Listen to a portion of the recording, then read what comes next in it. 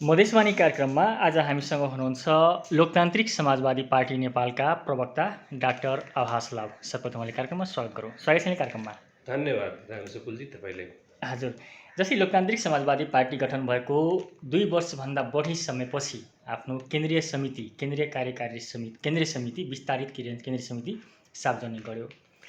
खास गरी ढिलो आयो, तर ढिलो आए पनि धेरै असन्तुष्टिहरू व्यक्त भइरहेका छन्। कसरी हेर्दै हुनुहुन्छ? हेर्नुहोस्, आम दृष्टिकोणमा यो पार्टी नयाँ होला, तर पार्टीका नेताहरू धेरै पुराना हुनुहुन्छ। तिनका स्टेक होल्डर्सहरू पनि धेरै छन्। धेरै उनीमाथि आशा गर्ने, विश्वास गर्ने, उनीसँग जुडाव राख्ने पुराना मान्छेहरू थन्किएर राखेका थिए। अब त्यसमा के छ भने त्यो निश्चित रूपमा कुनै कमिटीको विस्तार हुँदा, कुनै समिति बनाइदा आकाङ्क्षाहरू, इच्छाहरू त हुन्छन्, आशाहरू हुन्छन्। त्यो आशाहरू सम्बोधन नगर्न सकिएका होलान्। तर मलाई विश्वास छ कि भए जति हामी असन्तुष्टहरूलाई सन्तुष्ट बनाउने, उनका हौसला बढाउने र आगामी दिनमा हाम्रा जुन कार्यहरू छन् त्यसमा पूर्ण रूपले सघाउने स्थितिमा हामी ल्याउँछौँ। हामी यही हप्ता हाम्रो कार्यकारिणीको कार्यसमितिको पदाधिकारीहरूको बैठक राखिरहेछौँ र छिट्टै हामी यसलाई अलिकति अझै विस्तार गर्छौँ, अलिकति अझै असन्तोषहरूलाई समेट्ने कोसिस गर्छौँ, असन्तुष्टिहरूलाई सम्बोधन गर्ने कोसिस गर्छौँ। भनेपछि जुन असन्तुष्टिहरू सामाजिक सञ्जाल मार्फत जुन पोखिँदैछन्, ती असन्तुष्टिहरू उहाँहरूको सम्बोधन हुनेछ। मलाई आशा एवं विश्वास छ जुन जायज असन्तुष्टिहरू छन् त्यो यो हप्तामा हाम्रो बस्ने कार्यकारिणीको अथवा पदाधिकारीको जुन बैठक छ त्यसले सम्बोधन गर्ने कोसिस गर्छ। हामी विस्तार पनि गर्छौँ। अरू त्यसमा हामी मान्छे पदाधिकारीहरू पनि हामी विचार गरिरहेछौँ र ती असन्तुष्टिहरूलाई सम्बोधन गर्ने, जायज हुनुपर्ने असन्तुष्टिहरूलाई हामी सम्बोधन गर्नेछौँ। खास गरी लोकसभाको विधानमा कति सदस्य केन्द्रीय समिति हुने भनेको छ त? त्यो विधान संशोधनको क्रममै छ। अहिले हालमा पनि हामीले संशोधित गऱ्यौँ। हाम्रो के हुन्छ भने पार्टी जति बेला जुन प्रकारका विभीषिकाहरूसँग गुज्रिन्छ, सङ्कटहरूतिर बढ्छ, जुन सङ्कटहरू आउँदै गर्छ, त्यस हिसाबले हामी पार्टीको फर्मेटहरू, त्यो विधानहरूलाई हामीले उसलाई सन्तुलित बनाउने कोसिस गर्दछौँ। अझै पनि त्यो संशोधनकै क्रममा छ। हालमा पनि हामी केही संशोधनहरू गऱ्यौँ र मूल काम हाम्रो विधान होइन। विधान के को लागि बनाइएको छ त? हाम्रो पार्टीको स्वत्व के हो, त्यो सन्धानमा कुन प्रकारको विधान कति बेला सहुलियत दिन्छ, सजिलो बनाउँछ, त्यस हिसाबले हामी संविधान त हाम्रो उद्देश्यको लागि न हो, उद्देश्य पूर्तिको लागि। हाम्रो उद्देश्य के हो त? त्यो उद्देश्यमा जुन प्रकारको सङ्कट, जुन प्रकारका अवस्थाहरू, मोडहरू आउँदै जान्छन्, हामी संविधानलाई त्यस्तै सन्तुलित, त्यस्तै अनुकूल बनाउँदै जान्छौँ। र जुन अहिलेको संविधान छ त्यो पनि बिस्तारै दुनियाँमा कुनै पनि संविधान स्थायी हुँदैन। कुनै कन्ट्रीको होस्, कुनै पार्टीको होस्, कुनै संस्थाको होस्, त्यसमा समयअनुसार अथवा आवश्यकता अनुसार त्यसमा संशोधन र परिमार्जन हुँदै गर्छ। हामी पनि त्यही गर्छौँ। भनेपछि यो अहिलेको लागि 311 छ, यो अहिले अझै विस्तार हुन सक्छ। किन नहुने? आवश्यकता, उद्देश्य पूर्तिका लागि जुन आवश्यकता छ त्यो आवश्यकता अनुसार हामी त्यो गर्छौँ। तर अहिले नै जम्बो टोली छ। अब यसभन्दा कति जम्बो, जस्तै कि अब पार्टी एउटा चुनावमा राष्ट्रिय पार्टी पनि बन्न सकेन। अब तपाईँहरू राष्ट्रिय पार्टी भन्नुहुन्छ तर जनताले त म्यान्डेट दिएन। तपाईँले नै भर्खरै भन्नुभयो रामसुकुलजी कि राष्ट्रिय पार्टी बन्न सकेन। तर एउटा कुरा म पहिले पनि फर्स्ट सेन्टेन्समा मैले निवेदन गरेँ कि यो पार्टी लोकसभालाई तपाईँ नहेर्नुहोस्। लोकसभाको आयु कति वर्षको पार्टी त्यो नहेर्नुहोस्। यसका जुन आदरणीय नेताहरू छन् नि, टावरिङ पर्सनालिटीहरू, उनलाई पनि ध्यान दिनुहोस्। उनीसँग वर्षौँदेखि जुडाव राखेका, आशा राखेका, काम गर्न तम्सिएका नेपालकै समकालीन नेतृत्व मध्येका नेताहरू हुनुहुन्छ। सबै नेताहरू छन्। यस्तो विशाल टावरिङ पर्सनालिटीहरूसँग त त्यति मान्छेको जुडाव पनि होला र त्यो धेरै समयदेखि हामी विस्तार गर्न पाएका थियौँ। जति समय भयो मान्छे पनि थुप्रिँदै गयो, त थन्किँदै गयो नि। हामीलाई त त्यो मान्छेहरूको आशा, अभिलाषा, काम गर्ने ऊर्जालाई पनि सम्बोधन गर्नु थियो। त यो हाम्रो एक प्रकारको स्ट्र्याटेजी नै हो कि हामी मान्छेले अहिले असन्तुष्ट गर्ने बेला छैन। अहिले धेरै विभीषिकाहरूसँग पार्टी तपाईँ नै भनौँ राष्ट्रिय पार्टी बन्न सकेन। यो पनि एक प्रकारको हाम्रो लागि विभीषिका नै हो, एउटा सङ्कटै हो। ठिक, त यसलाई चाहिँ हामी धेरैभन्दा धेरै मान्छेलाई सम्बोधन गरेर जोड्यो भने त्यो ती मान्छेहरूका ऊर्जालाई हामी सदुपयोग गर्न सक्छौँ। ती सब मान्छे वर्षौँदेखि काम गरिरहेका, वर्षौँदेखि त्यो यस अभियानमा लागेका मान्छेहरू छन्। तिनलाई माइनस गर्न असन्तुष्ट गर्ने हाम्रो अहिले अवस्था छैन। तिनी सबको इच्छा आकाङ्क्षा, काम गर्ने आकाङ्क्षा, इच्छा, ऊर्जालाई हामी सञ्चित गर्ने उद्देश्यले यो बनाएको हौँ। र तपाईँ यसलाई एउटा पार्टीको लाभको पद नहेर्नुहोस्। हाम्रो पार्टीभन्दा पनि हाम्रो सङ्गठन यो एउटा फोरम हो, एउटा मञ्च हो। त्यसमा तपाईँ शङ्खनाद सुन्ने कोसिस गर्नुहोस्, युद्धभूमिको दुन्दुभीको स्वर सुन्ने कोसिस गर्नुहोस्।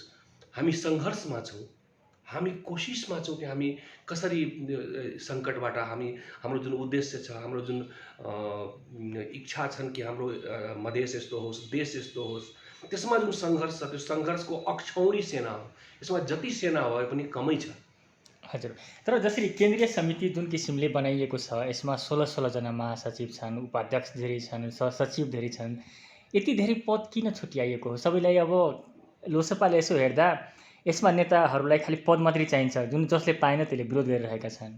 होइन, यो लोकसभाको कुरा नभन्नुहोस्, यो कुनै पनि फर्मेट, कुनै पनि संस्थामा यदि त्यसको पदाधिकारीको चयन हुन्छ भने केही असन्तोषहरू हुनु त्यो स्वाभाविक र नेचुरल हो, प्राकृतिक हो।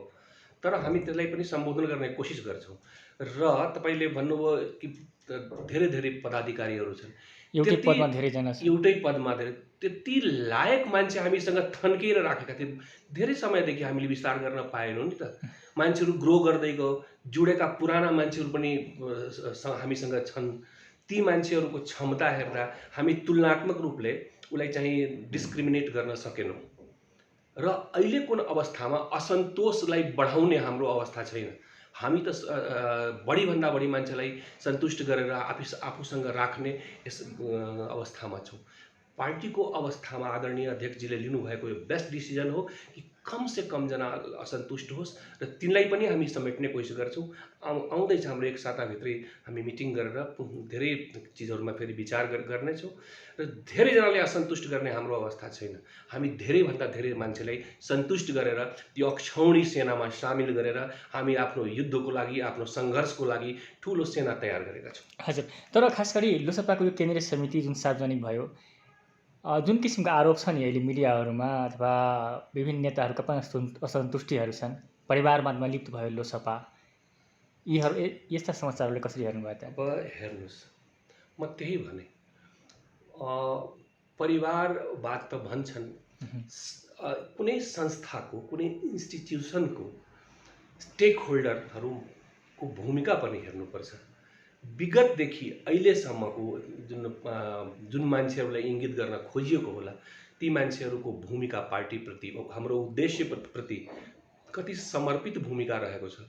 र आशा गर्छु, विश्वास राखेको छु कि आउने दिनमा पनि उनले पाएका पदहरू अनुकूल उहाँले डेलिभरी गर्नुहुन्छ, उहाँले काम गर्नुहुन्छ। यसमा यो हाँसिएको चिज हो। यसलाई लाभको पद बुझ्ने मान्छेहरूले शिकायत गर्छ होला, उनीहरूको गुनासा छन् होला, जसले यसलाई लाभको पद बुझेछ। तर युद्धमा अगाडि सरेर, सङ्घर्षमा अगाडि सरेर टाउको दिने जुन सेक्रिफाइसको भावना हुन्छ, त्यो भावना यदि राखेका छन्, पार्टी भनेको लाभका पद बुझ्नुहुन्न नि। पार्टी भनेको काम गर्ने, सङ्घर्ष गर्ने चिज हो। सङ्घर्षमा त मेरा भाइ पनि अगाडि आओस्, छोरा पनि आओस्, यदि त्यो लायक छ भने, त्यसमा निष्ठा छ भने, त्यसको भूमिका छ भने, यस भूमिका, निष्ठा र उसको लायकपनलाई ध्यानमा राख्नुपर्छ। अरू चिजहरू त किनारको चिजहरू छ, होइन? र आउने समयमा ती असन्तुष्ट मस्तिष्कहरूलाई यो कुरा थाहा हुन्छ कि उनीहरूको भूमिका कति प्रखर छ र कति आवश्यक छ। र त्यसलाई त्यो परिवारसँग या मुखियासँग जोडेर हेर्नु एक प्रकारको मलाई लाग्छ कि उनको भूमिकालाई चाहिँ गरेर, भूमिकालाई चाहिँ साइडमा राखेर सोचेको यो भावना।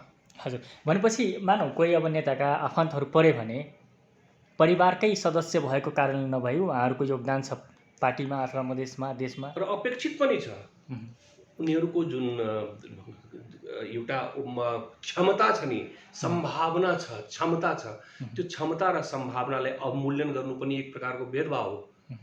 यो चाहे तपाईँले कुनै चिज बनाउनु भयो, तपाईँ उसलाई ओन गर्ने चिजलाई, कम्पनीलाई त ओन गरिन्छ, त्यसमा त त्यो फाइदाको चिज हो। पार्टी त अहिले हाम्रो सङ्घर्षमा छ, सङ्घर्षदेखि थियो, हाम्रो स्वत्वको सन्धान गर्नु पर्यो नि। हाम्रो जस्तो पार्टी हामी सङ्घर्षबाट सुरु भएछौँ, अझै पनि सङ्घर्षहरू छन्। पार्टी यो अवस्थामा छैन कि हामी सबैलाई लाभको पद दिउँ, उसलाई लाभ दिउँ। अहिले त जो पदमा छ उसलाई धेरै काम गर्नुपर्छ र सम्भाव्य मान्छेहरूलाई, सम्भावनायुक्त मान्छेहरूलाई हामी राख्छौँ। विगतको भूमिका, विगतको कार्यविधिहरू हेर्दा जुन मान्छेलाई सम्भावनायुक्त देखियो, जुन मान्छेलाई काम गर्न सक्ने मान्छे देखियो, जुन मान्छेको विगतको भूमिका प्रभावकारी छ, त्यो सब हामी फर्स्ट टाइममा हामीले एनलिस्टेड गऱ्यौँ। त्यसमा सम्बन्धलाई हामी मतलब राखेनौँ र राख्ने पनि कसैले पनि नराख्नु म सोच्छु। किनभने यो फाइदाको लागि, फाइदाको पोस्ट होइन। यसमा कुनै राज्य मन्त्रीसँग सुविधा, गाडी अथवा कुनै पैसा अथवा केही त्यस्तो अवस्था छैन। हाम्रो पार्टी सङ्घर्षको लागि हो, याद गर्नुहोस्। हामी अहिले रणभूमिमा छौँ, युद्धभूमिमा छौँ। यसमा अब त्यो बृहद रथ होस् कि हाम्रो ध्रुपद होस् कि अश्वत्थामा होस्, सब घाँटी कटाउनेले आएछ। यस हिसाबले हेरौँ, जसले पार्टीले लाभको बस जस्तो हेर्छ उसले भन्छ आफ्नो मान्छेलाई राख्यो। तर सङ्घर्षमा त आफ्नो मान्छेलाई पनि होमिनु एउटा सेक्रिफाइस हो नि। यसमा कुनै दुई मत छ कि हामी अहिले लाभको अवस्थामा छैनौँ? तपाईँले नै भन्नुभयो राष्ट्रिय पार्टी छैन, 4वटा सांसद छन्। अहिले हामी कुन लाभ दिन सक्छौँ, कहाँ स्थापित गर्न सक्छौँ, के गर्न सक्छौँ? यो पद त सङ्घर्षको लागि पद हो। सङ्घर्षमा आफ्नो मान्छेले होमिनु नराम्रो कुरा होइन, राम्रो कुरा हो। हजुर, तर कतिपय नेताहरू जो असन्तुष्टिहरू व्यक्त गर्नुभएको छ विभिन्न माध्यमबाट, सामाजिक सञ्जाल मार्फत, अब जो वर्षौँदेखि सङ्घर्ष गरे पार्टीका लागि, मधेसका लागि, त्यस्ताहरूलाई अब त्यस्ताहरूका सङ्घर्षलाई अथवा त्यहाँ भावनालाई समेटेन, खेलवाड गर्यो नेतृत्वले। पहिला कुरा त के छ राम सुकुलजी, कि म पटक यो भनिरहेको छु कि हामी आउने यसै सातामा हामी एउटा बृहत बैठक गरेर हामीलाई अझै व्यवस्थित गर्ने कोसिस गर्छौँ र ती असन्तुष्टहरूलाई पनि समेट्ने कोसिस गर्छौँ। सेकेन्ड कुरा के छ, सेलेक्सनमा धेरै आयामहरू काम गर्छ। सङ्घर्ष पनि काम गर्छ, क्षमता पनि काम गर्छ, मनोदशा पनि काम गर्छ, उसको झुकाव पनि काम गर्छ, चरित्र पनि काम गर्छ, निष्ठा पनि काम गर्छ, उसको काम गरेको इतिहास, क्षमताको सम्भावना, क्षमताहरू पनि धेरै डाइमेन्सनमा धेरै डाइभर्सिटिजहरू छन्, जसको आधारमा हामी मान्छे सिलेक्ट गर्छौँ। त्यो कहीँ न मानौँ कि कोही परेनन् भने कुनै न कुनै प्रकारको यी डाइभर्सिटिजहरूमध्ये केही न केही अभाव होला कि। यदि छैन भने हामी छिट्टै आदरणीय ती सङ्घर्ष गरेका हाम्रा आदरणीय नेताहरूलाई हामी निश्चित रूपमा पार्टीको मूलधारमा हामी ल्याउँछौँ। उनीहरूलाई अनुनय विनय गरेर होस्, उनले सन्तुष्ट गर्ने कोसिस गर्छौँ। हरेक समिति दुनियाँमा आइडियल हुँदैन। तपाईँ जस्तो सुकै समिति बनाउनुहोस् या पुरस्कृत गर्नुहोस्, कुनै पुरस्कार दिनुहुन्छ नि कुनै व्यक्तिलाई, निश्चित रूपमा त्यो पुरस्कारमा कतिजनाको तिरस्कार त लुकेको हुन्छ। त्यसको लेभलको आत्मप्रक्षेपण गर्ने मान्छे भन्छन् कि म भन्दा केमा कम थिएँ र मलाई दिएन, होइन र? त्यो पुरस्कारको लागि चयन गरिएका व्यक्ति होस् अथवा पदका लागि अथवा कुनै भनौँ कुनै चिजको कुनै समिति भन्दा त्यो समिति कहिले पनि आदर्श कहिले पनि हुँदैन। त्यो हमेसा संशोधन माग्छ। 100% सन्तुष्ट हुने अवस्था हुँदैन, दुनियाँमा त्यो हुँदैन। त्यही पनि हामी अप टु एन एक्सटेन्ट हामी कोसिस गर्छौँ कि सबलाई, कसैको चित्त नदुखोस्, कसैको आशा र काम गर्ने अभिलाषा छ भने हाम्रो यस विशाल यज्ञ जुन छ, यो यज्ञमा एउटा पनि फुल चढाउने, पुष्प चढाउने, संविधा चढाउने यदि इच्छा छ भने त्यसबाट हामी वञ्चित गर्ने हामी को हो र? हाम्रो के छ र? कसैको कुनै पनि पार्टी, कुनै व्यक्ति विशेषको हुँदैन। त्यो सबैको साझा हो र साझा हामी बनाउँछौँ। म विश्वास दिलाउन चाहन्छु आदरणीय मित्रहरूलाई पनि। हजुर, अहिले जसरी एउटा केन्द्रीय समिति मात्रै अहिले देखिएको छ, अहिले विभिन्न सङ्गठनहरू, विभागहरू गठन गर्न बाँकी छ। अहिले एउटा केन्द्र समिति आउने बित्तिकै किन आतिनु भयो त्यस्ता नेताहरू त? अहिले थुप्रै समिति, थुप्रै विभागहरू, जिम्मेवारीहरू छन्। अहिले आतिनु पर्दैन मलाई लाग्छ। अहिले सब्र गर्नुपर्छ, पेसेन्स राख्नुपर्छ। तपाईँहरूले के भन्न चाहनुहुन्छ जुन अब आक्रोश पोखिरहनु भएको छ सामाजिक सञ्जालमा? म भन्छु सबभन्दा पहिले इस्लाम धर्मावलम्बीहरूको एउटा यो सेन्टेन्स उहाँहरू पटक पटक दोहोऱ्याउनुहुन्छ, धेरै कदर गर्नुहुन्छ सेन्टेन्सलाई। उनको त्यो सेन्टेन्स हो इन्नल्लाह मा साबरिन। भनाइको अर्थ यो हो कि सब्र करने वाले के साथ हमेशा अल्लाह है। पेसेन्स राख्न भन्छु। समय अहिले बितिसके छैन, अझै धेरै काम छन्, धेरै समिति छन्, धेरै विभागहरू छन्, समय छँदैछ। पेसेन्स राख्न धैर्यता राख्नुपर्छ। धैर्यता राख्नुपर्छ। हजुर, अब केन्द्रीय समिति गठन गर्न त 2 वर्षभन्दा बढी समय लाग्यो। विभागहरू गठन गर्न कति समय लाग्ला त? छिट्टै गर्छौँ हामी। मूल अवस्था तपाईँ हेर्नुहुन्छ, हामी कति इमर्जेन्सीमा बनाएछौँ। इमर्जेन्सी भन्नाले जुन सङ्कटको बेलामा लिएको निर्णयलाई हामी इमर्जेन्सी नै भन्छौँ। सङ्कट काल भन्छ नि इमर्जेन्सीलाई। हजुर, हाम्रो पार्टी जुन जुन विभीषिकाले सङ्कटले गुज्रेछ त्यो सङ्कट काल हो। यसमा लिएको निर्णय एउटा इमर्जेन्सीको निर्णय हो। यो यसको लागि मात्रै टाइम लाग्यो। अब जुन यो बन्यो नि इमर्जेन्सीमा जुन निर्णय लियो, जसको तपाईँ भन्नुहुन्छ असन्तुष्टहरूले आलोचना गर्नुहुन्छ, यो इमर्जेन्सीमा लिएको निर्णय हो। यो निर्णय कहीँ न कहीँ आलोचना हुन सक्छ, किनभने यो सामान्य निर्णय होइन, सामान्य अवस्थामा लिएको निर्णय होइन। यो इमर्जेन्सीमा सङ्कटकालमा लिएको निर्णय हो। हामीले असन्तुष्ट धेरै गर्नु छैन मान्छेलाई, हामीलाई बचाएर राख्नु छ, हामीले मान्छे रोक्नु छ, हामीले सङ्घर्षको लागि थुप्रै मुद्दाहरू सम्बोधनको लागि हाम्रो सब कामहरू थन्किएको छ। र नयाँ ऊर्जावान मान्छे तपाईँ समितिमा हेर्नु, प्रशंसायोग्य चिजहरू मान्छे हेर्दैनन्। नयाँ युवाहरूको धेरै ठुलो सम्मेलन हो यो। यो सेनामा युवाहरूको सम्मेलन छ, ऊर्जावानहरूको, त्यो पनि हेर्नुपर्छ नि।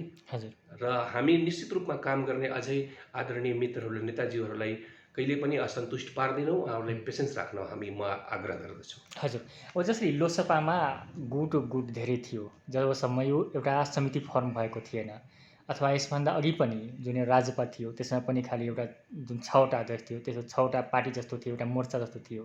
अब यो एउटा केन्द्रीय समिति जुन फर्म भयो, विगतका जस्ता गुटबन्दीको अवस्था समाप्त भएको हो कि यसले असन्तुष्टिहरूलाई फेरि अब गुटहरू जन्माउँछ? के छ प्रिय मित्र, गुटबन्दी जुन शब्द छ यसले पूर्णतया अभिप्राय सूचक छैन, अभिप्रायलाई उजागर गर्दैन। अब मानौ तपाईँको संस्थामा तपाईँ हुनुहुन्छ, तपाईँका अझै अरू मित्र हुनुहुन्छ, म अलिकति तपाईँसँग नजिक छु, तपाईँभन्दा अलिकति बढी कुनै समय कालखण्डमा तपाईँको अर्को मित्रसँग बढी हिँड्न थाल्ने, बढी बोल्न थाले। अब यसमा तपाईँ 2 जनाको मतभेद महत्त्वपूर्ण छ। गुट उपगुटको निर्माणको कारण 2 जनाको बिचमा मतभेद हुनु, त्यो सब मतभेद सब डेमोक्रेटिक पार्टीमा हुन्छ। यी मतभेदहरूको एउटा सीमा हुन्छ र यो मतभेदहरूको जुन सीमा छ त्यो सीमाभित्रै छौँ हामी। किनभने तपाईँ हेर्नुभयो कि यसमा धेरै कुनै ठुलो स्प्लिट छैन आएको, त्यो मतभेद भइरहन्छ, त्यो सचिरहन्छ, ठिक भइरहन्छ। यसमा म यस पार्टीमा धेरै वर्षौँदेखि छु। मैले खास रूपमा हेर्दा कुनै खास स्पष्ट गुट उपगुटको अवस्था मैले देखिनँ। गुट उपगुटको अवस्था अब होला, ठुल्ठुला पार्टीहरू छन्, त्यहाँ फाइदाका धेरै पद छ, धेरै उनीहरूको होला धेरै सम्भावनाहरू। त्यसो भए अब त्यो इन्ट्रेस्ट टक्रायो भने न गुट उपगुट हुन्छ। यहाँ त इन्ट्रेस्ट टक्राउने कुरा छैन, यहाँ त त्यस्तो फाइदाको कुराहरू छैन। हामी सङ्घर्षमा छौँ, सङ्घर्षमा रहन्छौँ। हाम्रो पार्टीको स्वत्व यही हो कि हामी सङ्घर्षको लागि बनाएको सङ्गठन हो। हामी केही मुद्दाहरूको स्थापनाको लागि, डिस्क्रिमिनेसन, आदिवासी जनजाति, मुस्लिम, मधेसीको जुन समस्याहरू छन् त्यो समस्याहरूलाई मूलमा राखेर, हाम्रो मूल भनेको ती समस्याहरू छ, त्यसको लागि सङ्घर्षको लागि बनाएको सङ्गठन हो प्रारम्भिक रूपमा। हामी त्यसलाई बिर्सेका छैनौँ र त्यो गुट उपगुट काम लाग्दैन। मुद्दा एउटै छ, मुद्दा एउटै छ, काम एउटै छ, योजना एउटै छ। म मान्दिनँ कि हाम्रो पार्टीमा अहिले गुट उपगुट छ। मेरो लागि सब आदरणीय नेताहरू समान छन् र तिनीहरू महान छन् र मलाई आशा र विश्वास छ यो पार्टीमा गुट उपगुट छैन अहिले। हजुर, अब जसरी लोकसभा जबसम्म एउटा केन्द्रीय समिति बनेको थिएन, एउटा केन्द्रीय कार्यकारिणी समिति मात्रै थियो, 2 वर्षसम्म चल्यो र पार्टीले खासै त्यो किसिमको जनताका बिचमा जान सकेन। जुन किसिमले आफ्नो अभियान लिएर जानुपर्ने थियो, जुन मुद्दाको लागि छ जनता बिचमा जानुपर्ने थियो, जान सकेको थिएन। अब यो निर्माणपछि अबको के छ योजना लोकसभाको? समाजको स्वर हुन्छ, समाजको स्वर हेरेर हामीले योजना बनाउनुपर्छ। समाजको अहिलेको के स्वर छ त्यो चिन्नुपर्छ। हामीले आफूलाई तयारै पारिरहेका छौँ। यो पनि क्रमै हो, यो पनि एउटा प्रक्रियागत एउटा चिजै हो कि हामीले यो कमिटी बनायौँ, विस्तार गऱ्यौँ, अझै गर्नेछौँ। त्यो उनीहरूको बिचमा गएर उनीहरूलाई सङ्गठित गरेर एउटा सङ्गठित स्वर समाजको निस्कोस्, आफ्नो पीडामा निर्णय लिन सकोस्, समस्याहरूको आधारमा भोटिङ गर्न सकोस्। अन्तर्जातीय द्वन्द्वले मधेसको समाजवाद फस्टिँदैन। त्यो अन्तर्जातीय द्वन्द्व समाप्त होस्। हाम्रा एजेन्डाहरू छन्, सैद्धान्तिक एजेन्डाहरू। हामीलाई कस्तो समाजवाद चाहिन्छ? अन्तर्धार्मिक, अन्तर्जातीय द्वन्द्वयुक्त समाजवाद हाम्रो लागि घातक हुन्छ। हाम्रो स्वर सम्वेत स्वर आउन दिँदैन। हामी त्यसको लागि प्रयास गर्छौँ। हामी छिटैभन्दा छिटै कार्यक्रमहरू अघि सारिरहेका छौँ। बहुत सशक्त युवाहरू छन्, ऊर्जावान युवाहरू छन्। तपाईँ विश्वस्त हुनुहोस्, यो पार्टी ठुलो पार्टीमा विकसित हुँदैछ, किनभने सङ्गठन ठुलो कामले हुन्छ। सब ऊर्जावान छन्। तपाईँ अब आउँदा यो पार्टी विशाल बनिसकेको हुन्छ, एउटा विशाल सङ्गठनको शीर्षक हुन्छ यो लोकसभा। विश्वास गराउँछौँ, हामी छिटै जाँदैछौँ। हजुर, जस्तै अहिले विभिन्न पार्टीहरू आगामी 84 को चुनावलाई लिएर मिसन 84 भनेर सुरुवात गरेका छन् र विभिन्न कार्यक्रमहरू त्यस अन्तर्गत गर्दैछन्। लोकसभाको मिसन 84 हुन्छ कि कस्तो मिसन हुन्छ? होइन, यो 84-85 हामीले अहिले गरेका छौँ, नाम दिएका छैनौँ, गरेका छैनौँ। हाम्रो मिसन पुरातन हो। नेपालको स्थापना कालदेखिका जुन मुद्दाहरू छन्, जुन शोषण दमनको हिस्ट्री छ यस कन्ट्रीमा, जुन डिस्क्रिमिनेसनको हिस्ट्री छ, त्यो सनातन मुद्दासँग हामी जोडिएकै छौँ। निरन्तर जबसम्म त्यो मुद्दालाई मिनिमम गर्दैनौँ, कम गर्दैनौँ अथवा पूर्णतया समाप्त गर्दैनौँ, हाम्रो मिसन निरन्तर छ, निरन्तर रहिरहन्छ। र तपाईँ अब स्पिड हेर्नुहुन्छ।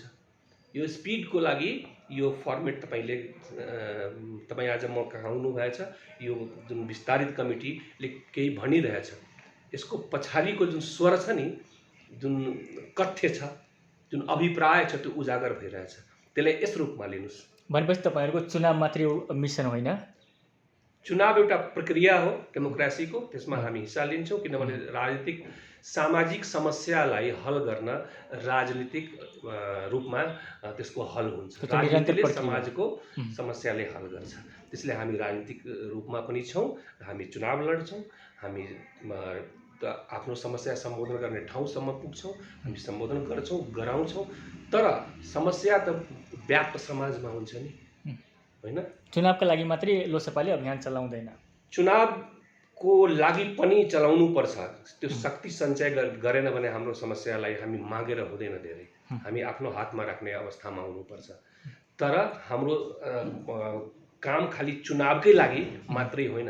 हाम्रो काम यो समाजमा व्याप्त असन्तोषहरू, त्यो समाजमा व्याप्त डिस्क्रिमिनेसनका चिजहरूलाई हामी विभिन्न माध्यमले, विभिन्न तरिकाले हामी सङ्गठन गरेर साङ्गठनिक स्तरमा सङ्गठित स्वर निकालेर अनि चुनावमा जान्छौँ, राजनीति गर्छौँ। हजुर, अब हामी अन्त्यतिर छौँ। जसरी अहिले मधेसमा केही दिनदेखि जुन एक किसिमको सामुदायिक सद्भाव खलबलिरहेको अवस्था छ, धार्मिक द्वन्द्वको अवस्था छ, लोकसभाले यस विषयमा के धारणा राख्छ? एक्सिडेन्ट, दुर्घटना मान्दछौँ हामी। कुनै पनि प्रकारले सामाजिक द्वन्द्व हुनु दुर्भाग्य हो, दुर्घटना हो। यसको चुरोमा, मेनमा, जरोमा के छ, त्यो अहिले जुन सत्ताधारी ठुल्ठुला हामी पनि छौँ, पार्टिजहरू छन्। मेरो विचारमा सब मिलेर एउटा निकाल्नुपर्छ कि कसरी यो अन्तर्धार्मिक द्वन्द्व नहोस्, यो नबढोस्, सामाजिक सद्भावमा खलबली नउत्पन्न होस्। हाम्रो धारणा हमेसा शान्ति, डेमोक्रेसी र सद्भावको सन्देश दिनु हो र लोकसभाको आधिकारिक सन्देश पनि यही हो। हजुर, हस्, हाम्रो कार्यक्रममा समय दिनुभएकोमा धेरै धन्यवाद। धन्यवाद तपाईँले पनि, राम सुकुलजी, र तपाईँको लोकप्रिय प्रेसियस मिडियालाई पनि। हजुर, मधेसवाणी कार्यक्रममा आज हामीसँग हुनुहुन्थ्यो लोकतान्त्रिक समाजवादी पार्टी नेपालका प्रवक्ता डाक्टर आभास लाव।